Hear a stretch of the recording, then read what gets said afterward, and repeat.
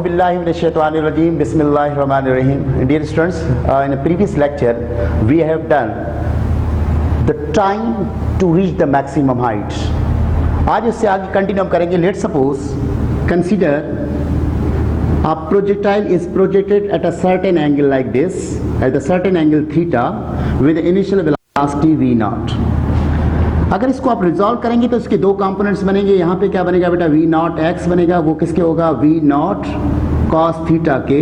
और यहाँ पे जो कंपोनेंट बनेगा वो बनेगा v not y, that's equal to v not sin theta के. You remember that if the body is projected from point A to the B at the maximum height, ये आपके डिस्टेंस क्या है, मैक्सिमम हाइट का, तो यहाँ पर जाकर वर्टिकल वेलोसिटी कंपोनेंट जो वो क्या हो जाता है, जीरो. बहरहाल हॉरिजॉन्टल जो है वो कांस्टेंट रहेगा, क्योंकि हम जो है मैक्सिमम टाइम, मैक्सिमम हाइट की बात कर रहे हैं, वर्टिकल डिस्प्लेसमेंट की बात कर रहे हैं. So look at this one. A से लेकर बी तक जाने का जो टाइम था उसको हमने टी कहा था. और do you remember in a previous lecture we have done time, पहली जो डेरिवेशन हमने की थी, पहली जो हमने डेरिवेशन की थी वो था time to reach maximum height.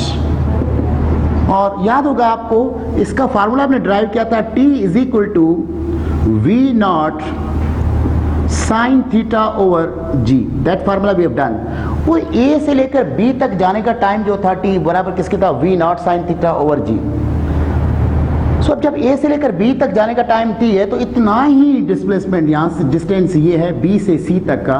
तो जाहिर है जब आप घर से इंस्टीट्यूट आते हैं तो अगर आपको 20 मिनट्स लगते हैं तो इंस्टीट्यूट से वापस जाते हुए आपको 20 मिनट्स से लगेंगे. That means in a free fall motion the time taken by the projectile from A to B will be equal to the time taken from B to C. That means यहाँ पे भी क्या हो जाएगा, T. तो अब next जो derivation हम करने जा रहे हैं वो है आपकी total time of flight. Second derivation की तरफ हम जा रहे हैं और वो है टोटल टाइम ऑफ, जिसको हम कैपिटल T से शो करते हैं. एक बात जो यहाँ पे मैं बताना चाह रहा हूं वो ये है, जब हम कह रहे हैं फ्लाइट की बात, फ्लाइट है क्या चीज, any object which remains in a air is known as a flight. जैसे ये मेरे हाथ में मार्कर है, मैं ऐसे इसको फेंक रहा हूं, ऊपर गया और वापस मेरे हाथ में आया, यानी मेरे हाथ से जैसे रिलीज हुआ, अप गया और वापस आया, जब तक ये एयर में रहा इसको हम क्या कहेंगे, फ्लाइट कहेंगे. जैसे सपोज करें एक बर्ड है जो अगर किसी दरख्त के ऊपर बैठा है, वहां से उड़ता है, उड़कर फिर किसी और दरख्त पे जाकर बैठता है, जब तक वो एयर में रहता है उसको हम क्या कहते हैं, फ्लाइट कहते हैं. लेट्स सपोज आप किसी बिल्डिंग के ऊपर खड़े हुए हैं, वहां से कोई पत्थर फेंकते हैं, आपके हाथ से जैसे ही पत्थर रिलीज होता है वहां से मूव करते हुए जब तक इट हिट द ग्राउंड, तब तक इसको आप क्या कहेंगे, फ्लाइट कहेंगे. फ्लाइट का मतलब ये हरगिज नहीं है कि एमिरेट्स की फ्लाइट है या PIA की फ्लाइट है. फ्लाइट का मतलब है any object which remains in the air, उसको हम क्या कहते हैं, फ्लाइट कहते हैं. तो इस फ्लाइट के दौरान उसका टाइम कितना. अब यहाँ पे अगर आप फिगर में देखें फ्लाइट से क्या मुराद, यहाँ से सपोज करें यहाँ पे फुटबॉल था, आपने किक लगाई, फुटबॉल ऐसे राइज हुआ, अब ये फुटबॉल क्या कहलाएगा, फ्लाइट कहलाएगा. यहाँ से B से गुजरा, गुजर कर जब गिरेगा C पे. इसका मतलब है A से लेकर B तक की जो जर्नी है किसी भी आपके प्रोजेक्टाइल की, उसको हम क्या कहेंगे, फ्लाइट कहेंगे. इस जर्नी के दौरान जो टाइम रिक्वायर्ड है, तो यहाँ से A से लेकर B से गुजरकर C तक जाने का जो टाइम है उसको हम क्या कहेंगे, टोटल टाइम ऑफ फ्लाइट कहेंगे. सो लुक एट दिस वन. इसको एयरबॉर्न टाइम भी कहा जाता है, याद रखिएगा. एयरबॉर्न टाइम का मतलब है the object remains in a air. तो total time of the flight या एयरबॉर्न टाइम एक ही चीज के दौरान में. अब total time of the flight को हमने कैपिटल T से लेट सपोज शो किया, तो A से लेकर B तक जाने का टाइम क्या था, T. फिर B से लेकर C तक जाने का भी टाइम क्या था, T. तो total time of the flight क्या हो गया, 2T. अब अगर यहाँ पे देखें T इज इक्वल टू 2 अपनी जगह पे, this T you have already calculated. Time to reach the maximum height, small T क्या है, टाइम टू रीच, वो किसके बराबर था, याद होगा आपको, वो जो T था वो किसके बराबर था, V naught sine theta over G के. Do you remember this one, in a previous lecture we have done. तो इस T की जगह पे अगर ये रख दे V naught sine theta over G. So let suppose, so T is equal to 2 V naught sine theta over G. So this one is the expression, this one is the expression for the total time of the flight. During the projectile motion. So that was the second derivation. अब second के बाद अगर हम next derivation की तरफ आए तो हमने अब तक दो डेरिवेशंस कर ली. एक time to reach the maximum height जिसका फार्मूला क्या था, t is equal to we not sine theta over g था. और सेकंड डेरिवेशन हमने क्या की, total time of the flight, कहां से, ग्राउंड से स्टार्ट हुआ, मैक्सिमम हाइट पे गया, फिर और मैक्सिमम हाइट से होते हुए फिर ग्राउंड तक आया. तो ये टोटल टाइम ऑफ फ्लाइट कहलाएगा या एयरबॉर्न टाइम कहलाएगा. और उसका टाइम का फार्मूला हमने अभी ड्राइव किया और वो क्या था, capital T that's equal to 2v naught sin theta over g. So that was our second formula. So after these two formulas, now we are going to have the third derivation, maximum height. Third आप topic की तरफ जब हम जा रहे हैं, third जो आपका है वो है maximum height. Maximum height of projectile. क्या मतलब है maximum height of the projectile? उसका मतलब है ये जो प्रोजेक्टाइल ऐसे जा रहा है, इसकी हाइट बढ़ती जा रही है, बढ़ती जा रही है, बढ़ती जा रही है, बी तक पहुंचा. तो आपने देखा ये भी हाइट है, ये भी हाइट है, ये भी हाइट है, लेकिन सबसे ज्यादा हाइट कहां पर है, यहां पे दिस वन इज यानी maximum vertical distance is known as maximum height. Maximum height क्या होता है, maximum vertical distance attained by projectile is known as maximum height. तो इस मैक्सिमम हाइट को हमने किससे शो किया है, h मैक्सिमम से, h हाइट के लिए और मैक्सिमम लिख दिया. यहाँ पे h भी लिख सकते हैं. इसका फार्मूला क्या होगा, that we are going to derive the expression for the maximum height of the projectile. Again आप इस फिगर में देखें, आपको याद होगा आपने लीनियर मोशन में एक फार्मूला पढ़ा था, s is equal to VIT plus half AT square. और इसी तरह से एक डिस्प्लेसमेंट का, एक हाइट का और भी डिस्टेंस का फार्मूला पढ़ा था, वो पढ़ा था आपने 2AS is equal to VF square minus VI square. तो हम इस फार्मूले को यूज करेंगे. देखो मैं कैसे यूज कर रहा हूं इस फार्मूले को, इन दो फार्मूले में से मैक्सिमम हाइट की बात की. तो can I write here 2GH, H means H maximum, distance क्या है या H maximum, that's equal to final velocity VF square minus VI square. हमें पता है बेटा जब मोशन कहाँ है, B की तरफ अपवर्ड जा रहे हैं, तो G की वैल्यू तो क्या हो जाएगी, माइनस G. H मैक्सिमम हमने क्या करना है, मालूम करना है. फाइनल वेलोसिटी प्रोजेक्टाइल में वर्टिकल मोशन के दौरान क्या होती है, VY, तो VY का square minus initial velocity vertical motion में क्या होती है, V नॉट Y स्क्वायर. अब अगर यहाँ पे देखेंगे हो जाएगा minus 2G H maximum is equal to, देखें ये आपके फिगर में नजर आ रहा है, जब मैक्सिमम हाइट पे जाते हैं तो VY किसके बराबर होता है, 0 के. तो इसकी जगह पे बेटा क्या आ गया, 0 square minus V not Y. ये देखें इसमें V नॉट Y किसके बराबर था, V नॉट साइन थीटा के. तो क्या राइट है, V नॉट साइन थीटा. तो अब आपके पास यहाँ पे बेटा क्या, 2GH maximum is equal to 0 का स्क्वायर खत्म हो गया, बाकी क्या माइनस, इसके ऊपर क्या था, स्क्वायर था. इसका मतलब ये हो गया V naught square sine square theta. So minus minus में कैंसिल हो गया. H मैक्सिमम जो है आपका, उसका फार्मूला हो गया V naught square sine square theta over 2G. So this is the expression for maximum height. तो आपने देखा, आपने तीन फार्मूले ड्राइव कर लिए. Time to reach the maximum height, so T is equal to V naught sin theta over G. Total time of the flight, so capital T that's equal to 2 V naught sin theta over G. और तीसरा formula हमने जो derive किया है, maximum height attained by the projectile, that one is equal to V naught square sin square theta over 2G. अब इसमें एक बात और आप जहन में अगर रखेंगे, so maximum vertical displacement covered by the projectile is called the maximum height of the projectile and it is written as H maximum is equal to V naught square sin square theta over 2G.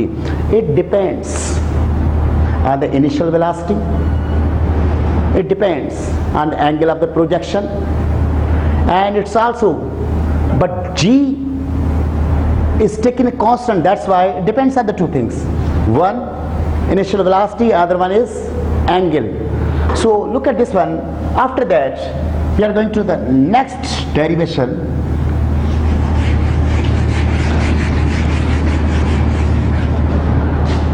Dear students, next derivation की तरफ अगर हम जाएं, that one is a very important, fourth one, range of projectile.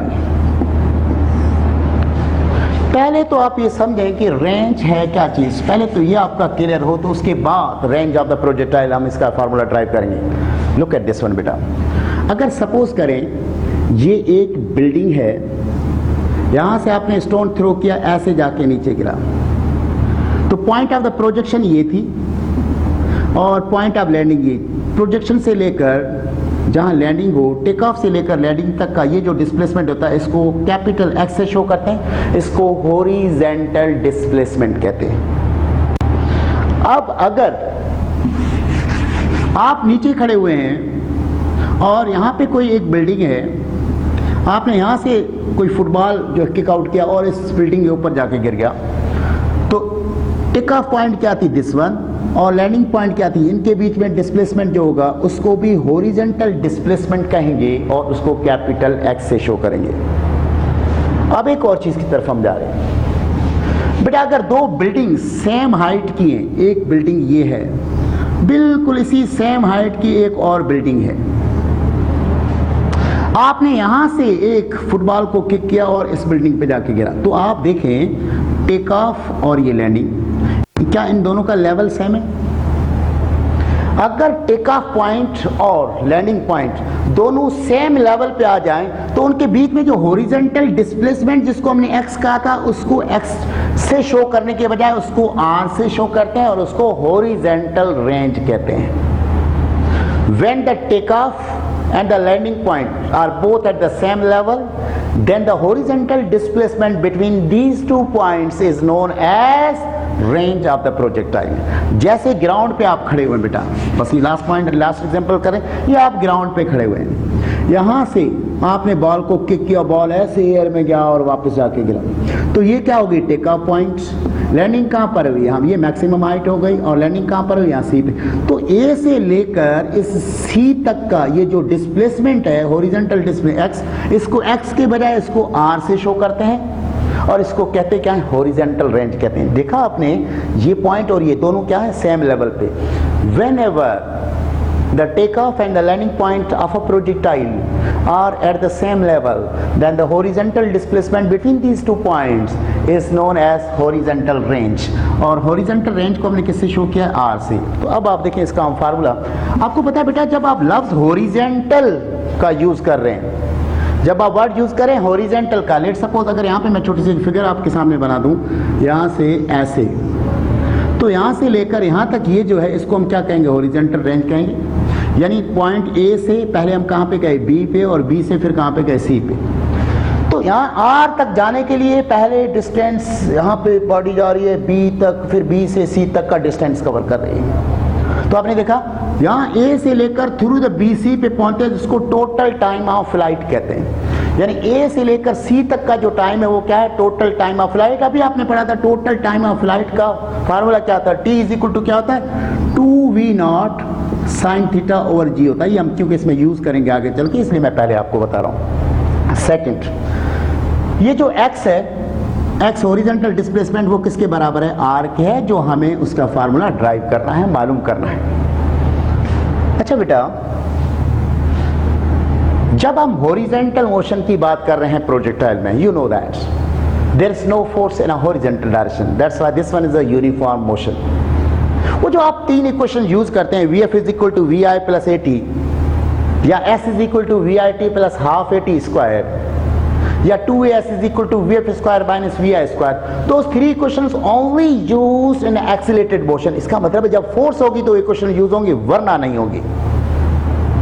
कैसे, अगर force होगी तो acceleration produce होगी, तो एक्सेलरेटेड मोशन कहलाएगा और equations of the accelerated motion use होंगी। लेकिन अगर फोर्स नहीं होगी तो कोई एक्सीलरेशन नहीं होगी, ऐसे मोशन को हम यूनिफॉर्म मोशन कहते हैं। और यूनिफॉर्म मोशन की एक इक्वेशन है, वो है v is equal to S upon T. अगर इसको रीअरेंज करें तो s इज इक्वल टू हो जाएगा v into T. Horizontal displacement का फार्मूला हम पहले ड्राइव कर चुके हैं, हॉरिजॉन्टल डिस्प्लेसमेंट को x हॉरिजॉन्टल वेलोसिटी कांस्टेंट होती है उसको हम v नॉट x कहते हैं, जो प्रीवियस लेक्चर में हमने पढ़ा था, इनटू t। अब देखें टोटल टाइम, अभी हमने कहा इसको कैपिटल T से शो करेंगे, तो ये x की जगह पे आपके पास क्या आ गया, रेंज। यहाँ पे टोटल टाइम दे दे t, हॉरिजॉन्टल, ये देखें फिगर में मैंने बताया था कि x बराबर किसके होता है, r के, तो x की जगह पे r का गया रेंज। v नॉट का फार्मूला आप पढ़ चुके हैं, v naught cos theta into total time of the flight capital T। बेटा अगर यहाँ पे r is equal to we naught cos theta अपनी जगह पे, टोटल ये देखें लिखा हुआ t किसके बराबर है, ये है 2v not sine theta over g के। बेटा अगर इसको हम रीअरेंज कर लें, अब थोड़ा सा इसको अगर हम रीअरेंज कर लें तो देखें r किसके बराबर हो जाएगा, ये देखें 2 हमने पहले लिख दिया, v naught into V naught क्या हो गया, v नॉट स्क्वायर हो गया, फिर क्या आ गया आपके पास sine theta cos theta over g. अभी भी अगर एक स्टेप इसको और रीअरेंज कर लिया जाए तो हमारे लिए आसान हो जाएगा। So r is equal to we not square over g को हमने अलग कर दिया और ब्रैकेट में लिख दिया क्या, 2 साइन थीटा कॉस थीटा के। बेटा एक मैथमेटिकल फार्मूला है, sine of a plus b is always equal to sine a cos b plus sine b cos a।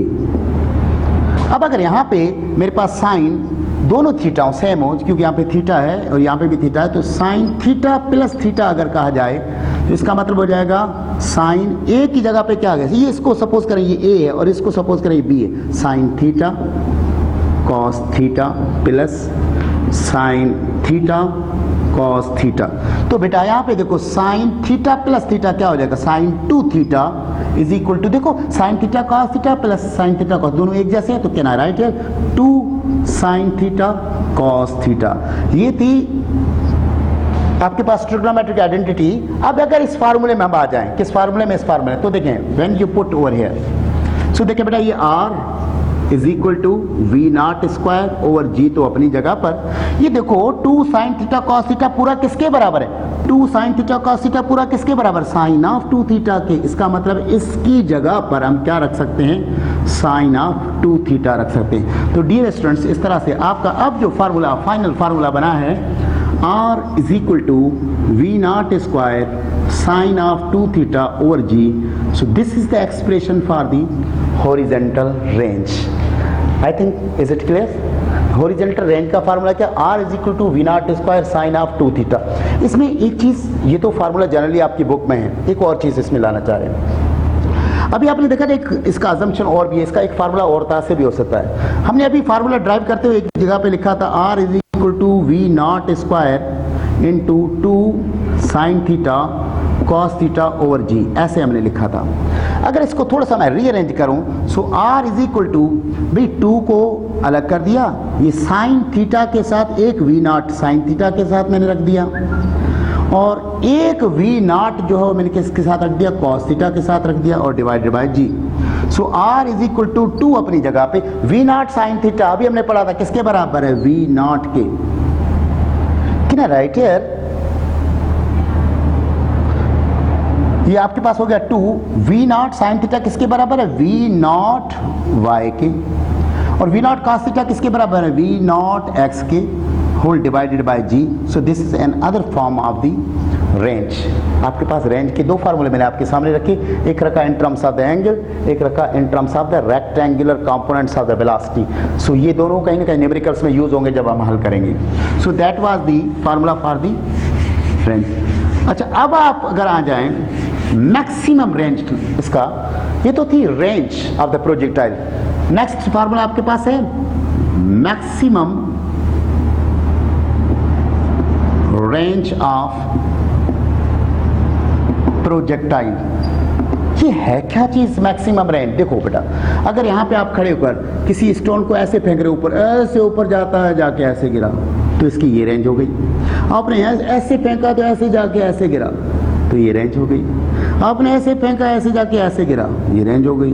आपने ऐसे फेंका ऐसे जाके गिरा, तो ये रेंज हो गई। आपने देखा यहाँ पे रेंज कम है, यहाँ पे कुछ और है, यहाँ पे उससे ज़्यादा है, उससे ज़्यादा है। यानी किस एंगल पे हम प्रोजेक्टेड करें कि ये सबसे दूर जाके गिरे।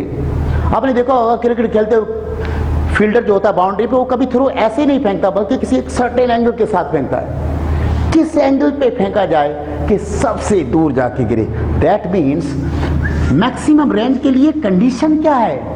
रेंज जो है, रेंज आपकी जो है वो रेंज मैक्सिमम कब होगी, ये हम मालूम करने जा रहे हैं। इसका फार्मूला ड्राइव करने जा रहे हैं, यानी मैक्सिमम रेंज का फार्मूला क्या होगा, ये हमारा टॉपिक है। इसके लिए देखें, वी नो दैट, हमें पता है। हमें क्या पता है बेटा? हमें ये पता है कि आर का फार्मूला था r is equal to we not square sine of 2 theta over g. आपको पता है क्या होती है? +1। मिनिमम वैल्यू क्या होती है? -1।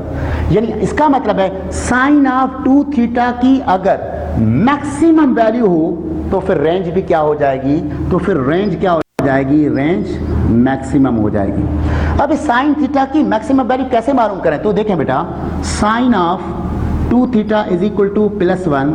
2 थीटा को आपने यही छोड़ दिया, साइन को उस तरफ ले गए तो साइन इनवर्स 1। सो 2 थीटा अपनी जगह पर साइन इनवर्स 1 अगर आप कैलकुलेट करें, आपको पता है साइन इनवर्स 1 किसके बराबर होता है? 90 डिग्री के।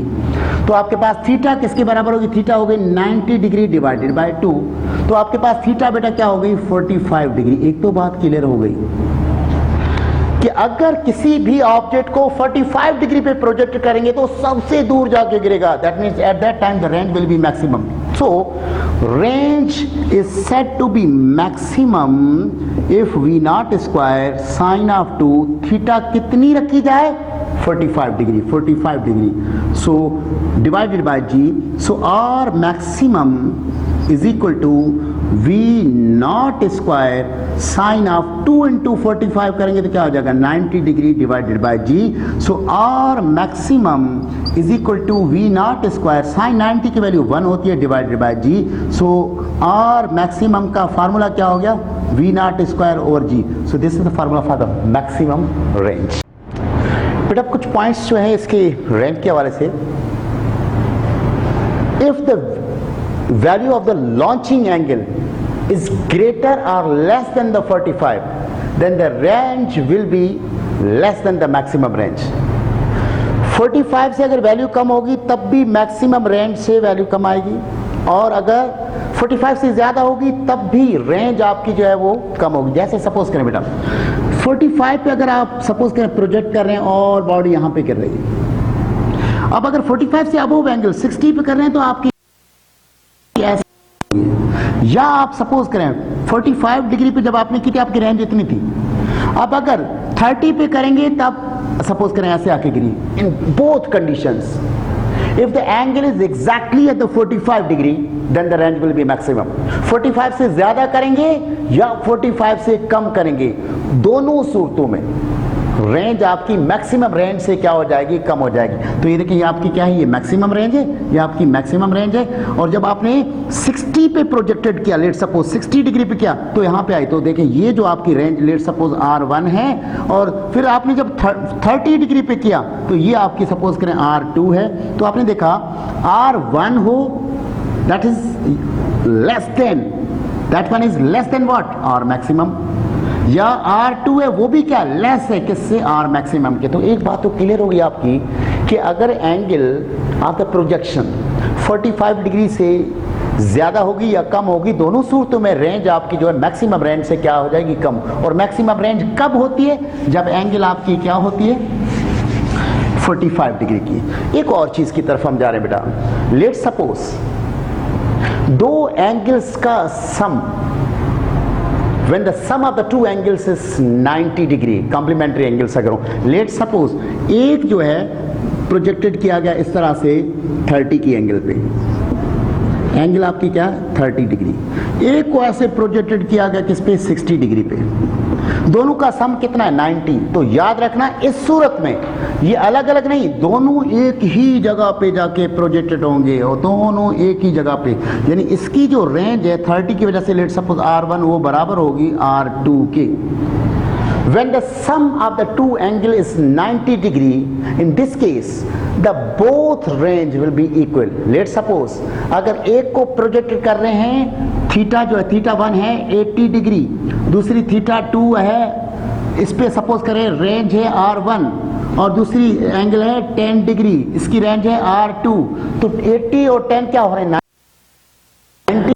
R1 is equal to R2. Remember one thing कि जब दो एंगल्स का सम 90 डिग्री होता है तो दोनों की रेंज क्या हो जाती है, इक्वल हो जाती है. जैसे सपोज करें एक 50 डिग्री पे प्रोजेक्टेड की गई, एक 40 डिग्री पे, तो दोनों का सम कितना 90. इसका मतलब है जितनी हॉरिजॉन्टल रेंज 50 डिग्री पे होगी उतनी ही हॉरिजॉन्टल रेंज 40 पे होगी, यानी दोनों का सम 90. तो इसके बाद अगर एक और चीज देखी जाए, सपोज कर बेटा यहां से ऐसे प्रोजेक्टेड किया, ऐसे जाके बॉडी प्रोजेक्टेड हुई, तो इसी और एक और प्रोजेक्टेड ऐसे किया और ऐसे आई, तो ये जिसकी हाई मैक्सिमम हाइट ज्यादा है इसको क्या कहते हैं, हाई ट्रेजेक्ट्री कहते हैं.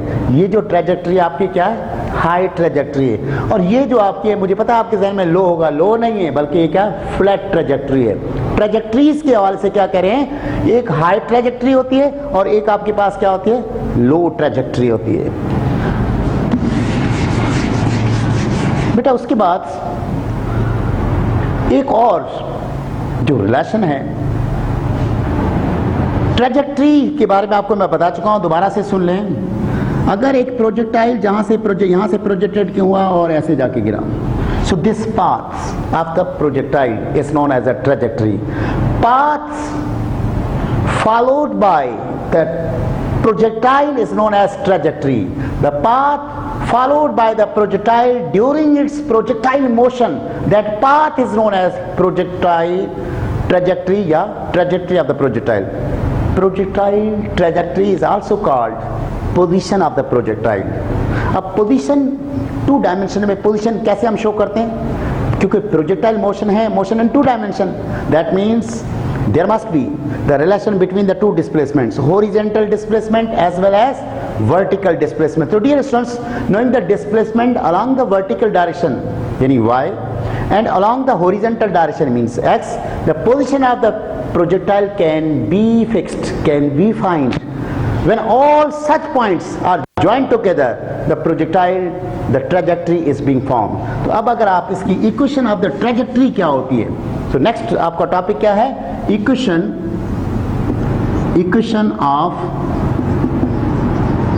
ट्रेजेक्ट्री.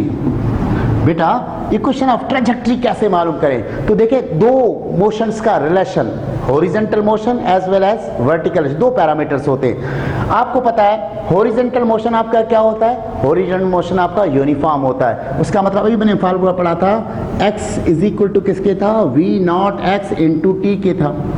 इसमें से अगर t देखा जाए, t is equal to x upon v naught x है. Let's suppose this is equation number 1. in a vertical direction y is equal to vit plus half gt square. लेकिन upward motion होता है trajectory में, तो यहां पे हम क्या लगाएंगे, माइनस. बेटा अगर यहां पे इन दोनों को इक्वेशन नंबर 2 इनको अगर रिलेट किया जाए, so y is equal to, तो यहां पे आपके पास हो जाएगा y is equal to v naught, यहां पे v initial vertical velocity, can I write here v not y, और t किसके बराबर है, t बराबर है x upon v naught x के, can I write here x upon v naught x minus 1 upon 2 gt के बराबर क्या, x upon v naught x का होल स्क्वायर. ये देखें बेटा y is equal to v naught sine theta into X upon ये v naught x जो है ये किसके हो जाएगा, v नॉट कॉस थीटा की, माइनस 1 अपॉन 2 g, और यहाँ पे x upon v naught square cos square theta की. अब अगर यहाँ पे देखा जाए, सो v नॉट में cancel, y is equal to sine theta upon cos theta means tan theta into X minus 1 upon 2 g X square over v naught square cos square theta. Assume, बेटा अगर इसमें अज्यूम करें कि tan theta, हालांकि अगर देखा जाए यही इक्वेशन, इस इक्वेशन को क्या कहते हैं, इक्वेशन ऑफ ट्रेजेक्टरी कहते हैं, इसको क्या कहते हैं, इक्वेशन ऑफ ट्रेजेक्टरी कहते हैं। इसमें अगर tan थीटा बराबर a के हो और 1/2 g ओवर, या ऐसा कर लें g over 2 v naught square cos square theta, ये पूरा b के बराबर हो, अगर इस इक्वेशन में रखा जाए, so y is equal to, इस tan थीटा की जगह पे a आ गया, x माइनस इस पूरे की जगह पे क्या आ गया आपके पास, b आ गया, bx स्क्वायर। तो अगर मैथमेटिकल वाले से इसको देखा जाए कि वेरिएबल जो है आपके पास x, इसके साथ दो कांस्टेंट आ गए a और b, दैट्स द डिपेंडेंट, ये आपके पास क्या है, डिपेंडेंट वेरिएबल है, ये क्या है, इंडिपेंडेंट वेरिएबल है। तो इसमें आप देखेंगे इस इक्वेशन को कहते हैं इक्वेशन ऑफ पैराबोला कहते हैं। सो this one is a parabolic